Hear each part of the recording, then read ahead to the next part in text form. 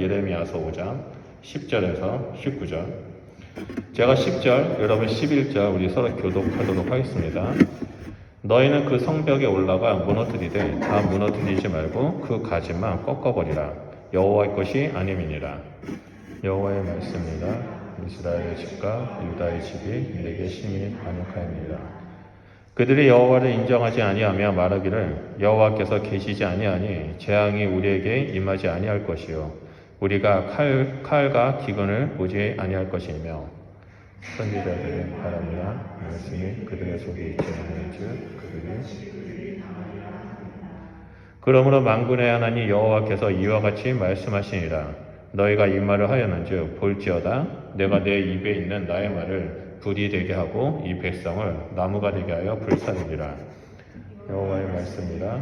이스라엘의 집이었구나. 내가 한 나라를 먼 곳에서 너희에게 이렇게 하리니 곧 강하고 오랜 민족이라. 그 나라 말을 내가 알지 못하며 그 말을 내가 깨닫지 못하니라. 그 하살통은 열린 무도며 그 사람들은 다 용사라. 그들이 내 자녀들이 먹을 추수곡물과 양식을 먹으며 내 양떼와 소떼를 먹으며 내 포도나무와 무화과나무 열매를 먹으며 내가 믿는 견고한 성들을 칼로 팔매한다. 여호와의 말씀이니라. 그때에도 내가 너희를 진멸하지 아니하리라. 다 같이 읽겠습니다.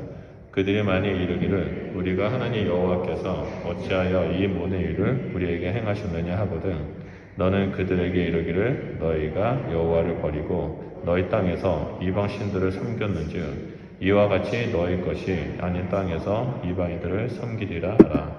아멘. 자, 우리 옆에 분하고 다시 한번 인사할까요? 당신은 하나님이 심은 포도나무입니다 라고 좀 인사하도록 하겠습니다. 포도나무입니다. 네. 자, 오늘 본문 말씀을 가지고요, 말씀이 그들 속에 있지 아니한즉이라는 주제로 나누려고 합니다. 오늘 본문 말씀에서는 그 반역한 이스라엘을 심판하시는 내용이 나옵니다. 하나님께서는 그동안 1장부터 쭉 예루살렘 성과 유다를 심판해야 하는 이유에 대해서 말씀하셨습니다. 그리고 특히 5장 1절에서 9절, 어저께 묵상하는 말씀이죠. 보면 거룩한 성이라고 자부하는 예루살렘에 진리를 구하는 사람이 단 한 명도 없다라고 말씀하고 있습니다. 이것은 너무나 심각한 것입니다. 왜냐하면 극심한 종교 탄압과 우상 숭배가 팽배했던 그 엘리야 시대 때 하나님께서는 바알의 무릎을 꿇지 않는 7,000명이 있다고 말씀하셨는데 지금 이 예레미야 시대에는요, 예루살렘 성에 정의를 행하고 진리를 구하는 자가 단 한 명도 없다라고 말씀하신 것입니다. 5장 1절 말씀 한번 다 같이 볼까요? 너희는 예루살렘 거리로 빨리 다니며 그 넓은 거리에서 찾아보고 알라. 너희가 만일 정의를 행하며 진리를 구하는 자를 한 사람이라도 찾으면 내가 이 성읍을 용서하리라 라고 말합니다. 말씀을 보면 예루살렘 거리에서 정의를 행하고 진리를 구하는 자 한 사람이라도 찾으면 하나님은 심판하지 않겠다라고 말씀하십니다. 용서하겠다라고 말씀하시죠. 하지만 그 한 사람이 예루살렘에 없습니다. 이게 좀 매우 충격적인 얘기죠. 예루살렘은 대대로 하나님의 임재하시는 거룩한 성이었습니다. 그리고 예루살렘에는 하나님의 성전이 있습니다. 무엇보다도 예루살렘에는 그 레위 지파가 있었고요. 대제사장, 종교 지도자, 율법학자, 말씀을 연구하고 가르치는 사람들이 있었습니다. 그럼에도 불구하고 하나님은 그곳에 하나님을 찾는 사람이 아무도 없다라고 말합니다. 한 명도 없다라고 말합니다. 이 충격적인 말씀을 들은 예레미야는요, 우둔한 백성은 어쩔 수 없지만 하나님의 말씀을 연구하고 예배하는 그 율법학자들, 대제사장, 레위 지파, 그런 종교 지도자들은 하나님의 말씀을 알고 있으니까 한 사람이라도 있을 것이라고 예상하고 찾아다닙니다. 그런데 놀랍게도 정말 한 사람이 없습니다. 이들은 하나님의 말씀을요, 멍해와 결박으로 여기고 모두 버립니다. 마치 소돔과 고모라에 의인 10명이 없어서 끝내 용서받지 못하고 멸망당한 것처럼 이 예루살렘에는요, 한 명이 없습니다. 이 모든 사실을 알게 된 예레미야는 절망하게 되죠. 그리고 오늘 본문 말씀에서는 그 한 사람이 없어서 하나님께서 이렇게 심판할 거야 라는 심판의 내용이 나옵니다. 하나님은 하나님의 존재를 알리시고 진리의 말씀을 부인하고 우상 숭배를 따랐던 그 이스라엘 백성과 종교 지도자들을 결국에 심판하실 거라고 말씀하십니다. 그런데 심판의 내용을 유심히 보면요, 그 안에 하나님의 사랑과 회복, 은혜가 있음을 발견할 수 있습니다. 그래서 오늘 이 시간에는 우리가 좀 하나님의 심판을 받는 이스라엘 모습을 보고 그 안에 숨겨진 은혜를 바라보면서 우리가 이 땅에서 새 언약의 백성인 우리는 어떻게 살아야 하는지, 내 안에 어떤 요소를 버리고 하나님 앞에 나아가야 하는지에 대해서 좀 살펴보려고 합니다. 그 첫 번째는 이스라엘은 여호와 하나님을 인정하지 않았다는 겁니다. 12절 말씀을 보면 그들이 여호와를 인정하지 아니하며 말하기를 여호와께서는 계시지 아니하니 재앙이 우리에게 임하지 아니할 것이요 우리가 칼과 기근을 보지 아니할 것이며 라고 나옵니다. 하나님은 그동안 예레미야를 통해서 이스라엘을 심판하실 거라고 말씀하셨죠. 특히 이스라엘을 포도나무에 비유했습니다. 그 최고의 품질이었던 포도나무가 제약과 우상 숭배로 인해서 그 짝퉁 포도나무, 가치 없는 포도나무, 그 먹지도 못하고 버릴 수밖에 없는 그 변질된 포도나무가 되어버렸습니다. 그런 이스라엘을 향해 끊임없이 경고를 했지만 이들은 하나님의 말씀을 듣지 않았습니다.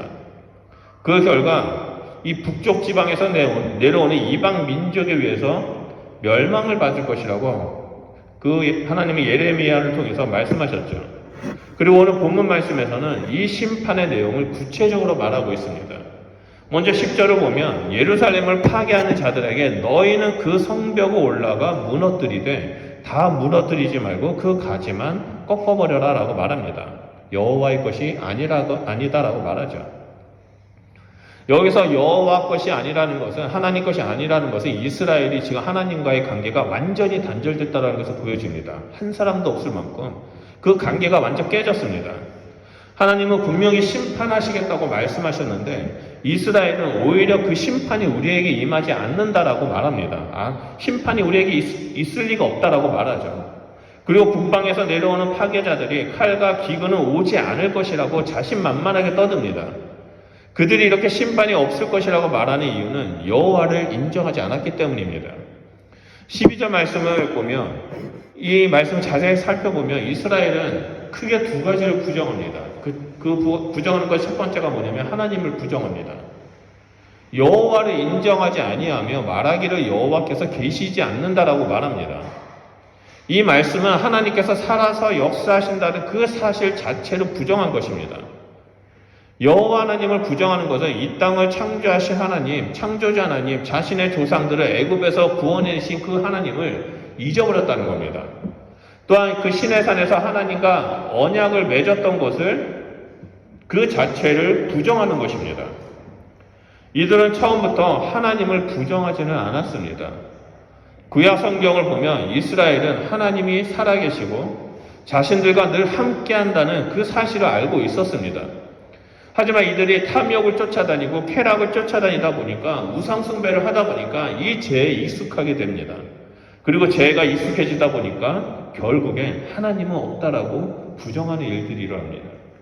하나님이 있다면 우리가 이렇게 우상 숭배했을 때 우리를 치시겠지. 근데 하나님 끝내 오래 참고 또 그들에게 은혜를 베풀어 주시는 것을 알지 못하고 하나님은 없다라고 단정짓습니다.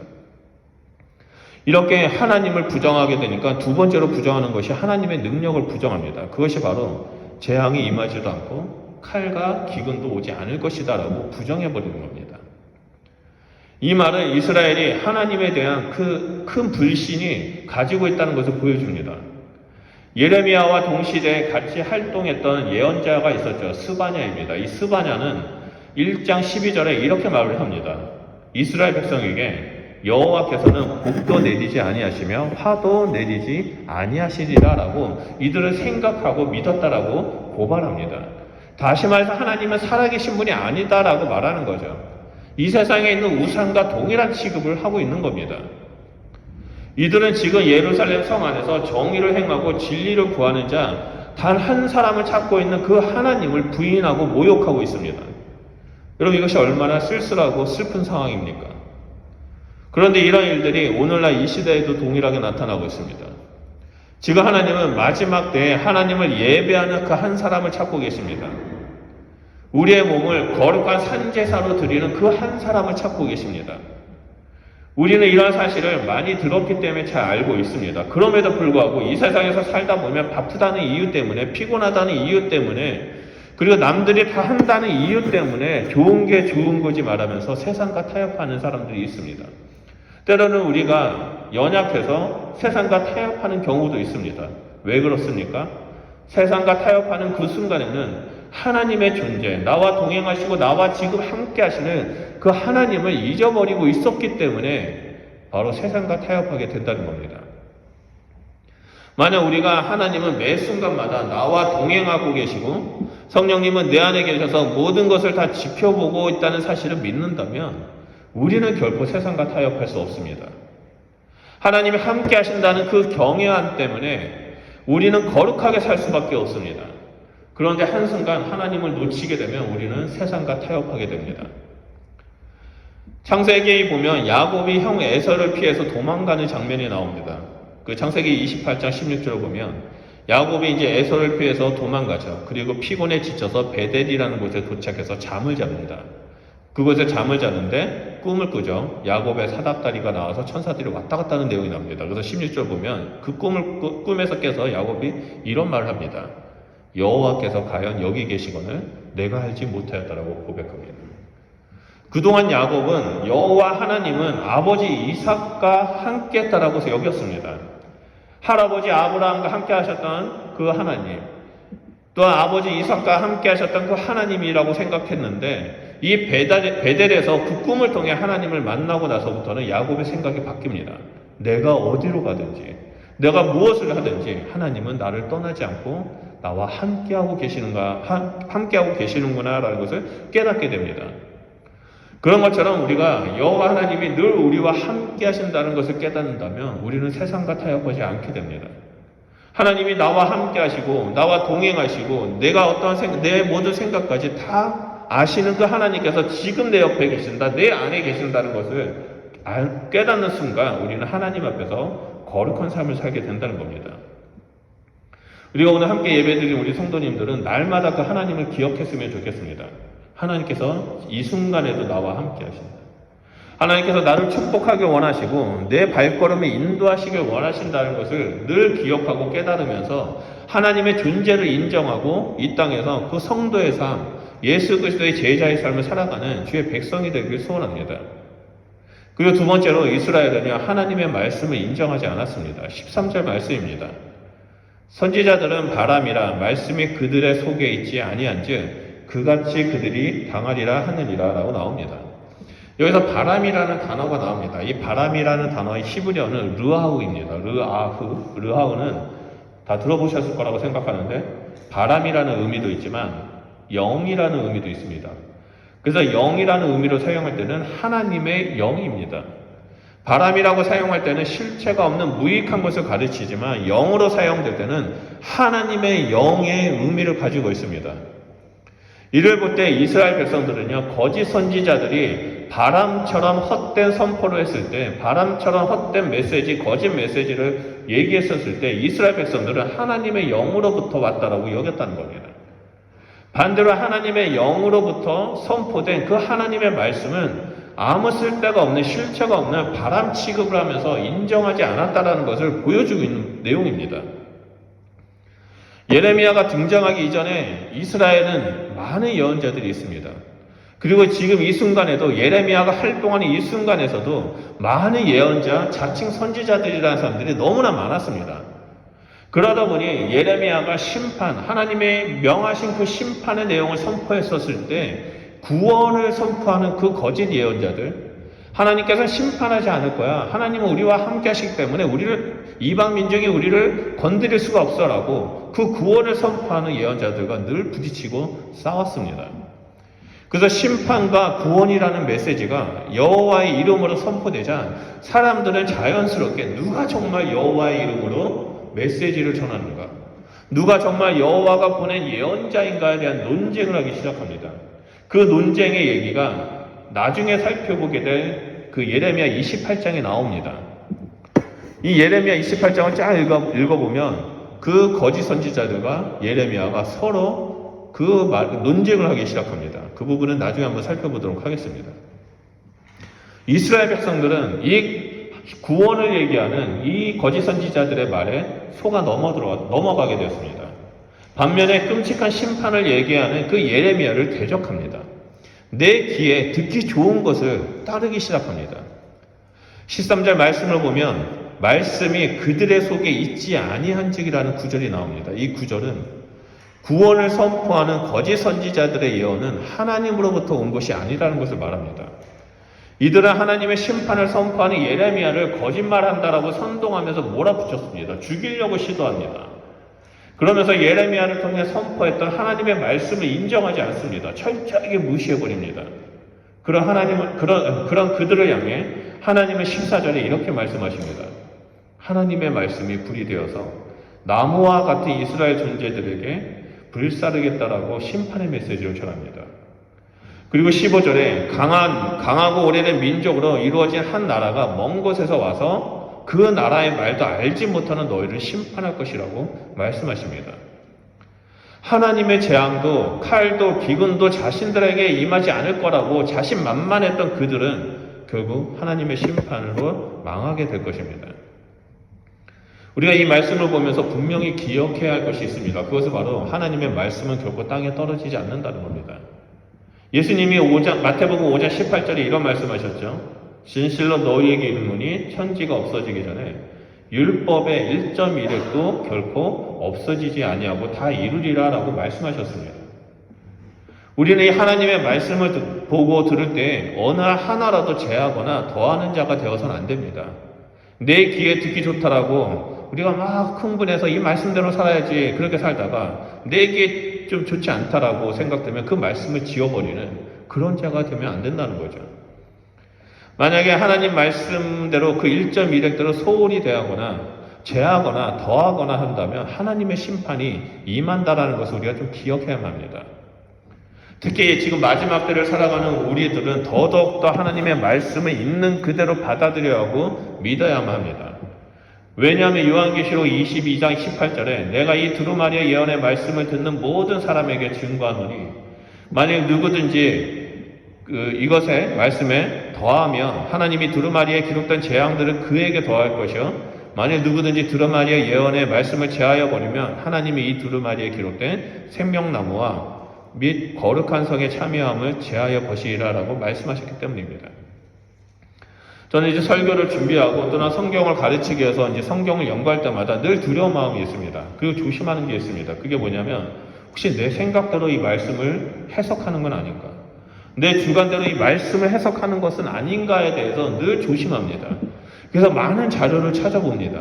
내가 제대로 묵상한 것이 맞는지, 내가 제대로 연구한 것이 맞는지를 늘 찾아보면서 그것을 비교해보면서 나아갑니다.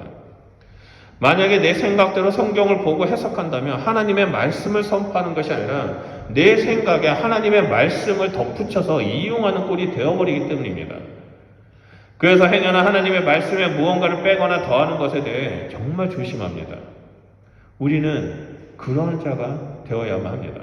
하나님의 말씀을 읽고 묵상하고 또 하나님의 말씀을 읽고 하루하루를 살아가려고 할 때마다 내 생각에 하나님 말씀을 끼워 맞추는 것이 아니라 하나님 말씀에 내 생각을 끼워 넣는 것이 아니라 그냥 말씀 그대로 우리는 믿고 이 땅에서 살아가야 한다는 거죠. 좋은 말씀만 들으려고 하는 것이 아니라 듣기 껄끄러운 말씀이라 할지라도 우리는 하나님의 말씀 안에 그대로 믿고 순종해야 한다는 것을 이 오늘 본문 말씀을 통해서 알 수 있습니다. 아까 찬양할 때 2007년에 그 형제가 그 찬양을 부르면서 이제 죽었다고 그랬잖아요.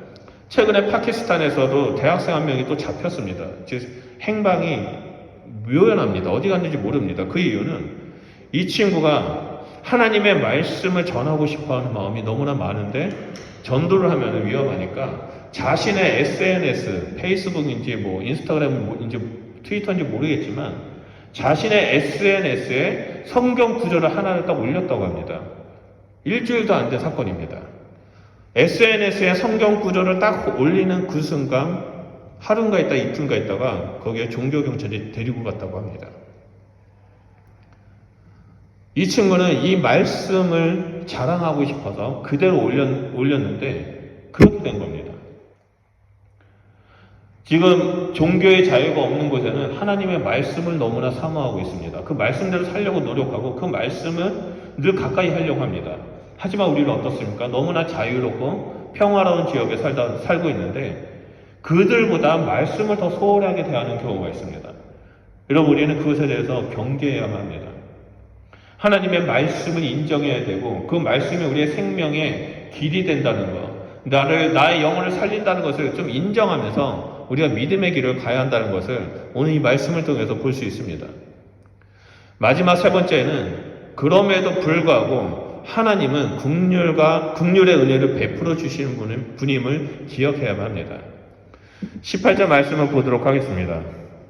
여호와의 말씀이니라 그때로 내가 너희를 진멸하지는 아니하리라. 이 18절 말씀은요 10절 말씀과 연결됩니다. 10절 말씀을 보면 다 무너뜨리지 말고 그 가지만 꺾어버리라 라고 나옵니다. 이 말씀을 보면 불사르겠다는 하나님의 심판은 그들의 죄악을 태워버리겠다는 것을 볼 수 있습니다.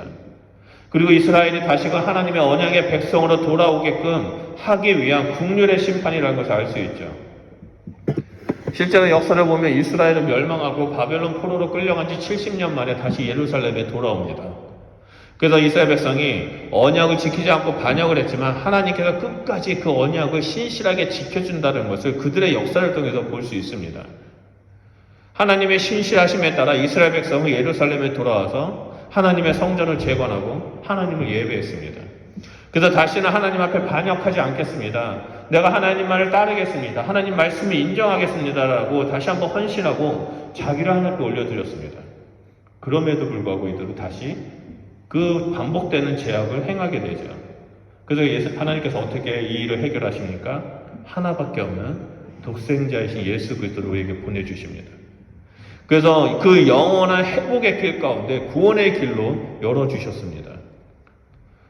우리도 이 땅에 살아갈 때는 자이든 타이든 어떠한 이유로 환난의 시간이 다가올 수 있습니다. 특히 코로나 팬데믹 이후에 전 세계 물가 상승이 되면서 아주 힘든 상황에 있죠. 경제적으로나 정신적으로 많은 사람들이 힘들어하고 있습니다. 이렇게 힘들고 어려운 상황에 있을 때에도 사람들은 두 분류로 나눠집니다. 한 부류는 하나님이 없다라고 말하는 사람들이 있습니다. 그리고 또 다른 부류는 그럼에도 불구하고 모든 환경을 다스리시는 그 하나님께서 지금 나를 붙잡고 믿음의 길로 인도하고 계신다라고 믿음으로 나아가는 사람이 있습니다. 하나님이 없다고 하는 자들은 19절 말씀처럼 우리 하나님 여호와께서 어찌하여 이 모든 일을 우리에게 행하였느냐라고 따지듯이 말합니다. 하나님 없다라고 살았던 그들이 심판이 오고 고난이 오니까 나를 어떻게 이런 것에 내던질 수 있냐라고 하나님 앞에 따진다는 거죠. 결코 자신들의 삶을 되돌아보지 않습니다. 반면에 살아서 역사하시는 그 하나님을 굳게 붙잡고 있는 사람들은 하나님의 말씀 그대로 믿고 순종하며 믿음의 길로 걸어갑니다. 만약에 환난이 다가오면 내가 하나님 앞에서 혹시나 잘못한 것이 있는가라고 되돌아보게 되죠. 그리고 내 영혼을 더욱더 하나님께 올려드리면서 정결케 살아가려고 노력을 합니다. 그렇게 하나님 안에서 우리의 영혼을 계속해서 올려드리고 예수 그리스도 보혈로 정결케 되달라고 구하고 이 땅에 하나님의 백성된 삶을 살아가려고 노력을 합니다. 하나님께서는 우리에게 환난을 주고 심판을 주신 이유가 우리를 하나님의 백성으로서 그 언약의 백성으로서의 삶을 살아갈 수 있도록 인도해 주신다는 겁니다. 우리가 자녀들이 잘못했을 때 혼내가지고 옳은 길로 가도록 하는 것처럼 하나님께서 우리에게 그렇게 행하고 계신다는 겁니다. 오늘 본문 말씀은 하나님의 심판이라는 주제가 아주 가득 차 있습니다. 하지만 그 안에는 하나님의 신실하신 사랑과 긍휼과 은혜가 숨겨져 있습니다. 우리는 예수 그리스도로 말미암아 새 언약의 백성이 되었습니다. 이 새 언약의 백성된 우리는 이 땅에서 그 신실하신 하나님의 말씀과 사랑을 붙잡고 믿음의 길을 걸어가는 자가 되어야 한다는 것을 말씀을 통해서 볼 수 있습니다. 그래서 매일의 삶 속에서 크고 작은 선택의 기로에서 지금 하나님이 나와 함께 하신다는 것을 깨달으면서 세상과 타협하는 것이 아니라 그 하나님 말씀대로 살아가기를 선택해야 한다는 거죠. 아버지의 마음을 구하면서 아버지의 뜻이 있는 그 길 가운데 들어가야 한다는 겁니다. 그럴 때 우리는 이 땅에서 예수 그리스도와 함께 늘 승리하는 삶을 살아가게 됩니다. 오늘 함께 예배드리는 우리 성도님들은 역사의 주관자 되시고 은혜와 사랑을 베풀어 주시는 그 하나님을 인정하는 삶, 하나님의 말씀을 인정하는 삶, 그 하나님의 은혜와 사랑을 굳게 붙잡고 동행하는 주의 백성이 되시길 바랍니다. 그래서 이 땅에서 다시 오실 주님의 길을 예비하고 주님 보시기에 거룩한 백성으로서 생명책에 기록된 그 하나님의 자녀로서 그 합당한 삶을 살아가는 주의 백성이 되시길 주님의 이름으로 축원드립니다. 우리 좀 말씀을 기억하면서 기도했으면 좋겠습니다. 하나님, 내 삶 가운데 늘 함께 해주셔서 감사드립니다. 내 안에 예수 그리스도가 살아계심을 내가 믿고 따릅니다. 하나님, 내가 주님만을 따르겠습니다. 주님, 저에게 늘 말씀하여 주십시오. 예수님, 저에게 늘 어떻게 살아야 될지 가르쳐 주십시오. 우리 안에 성령의 충만함을 허락하여 주셔서 보혜사 성령님께서 내 삶을 인도하여 주십시오.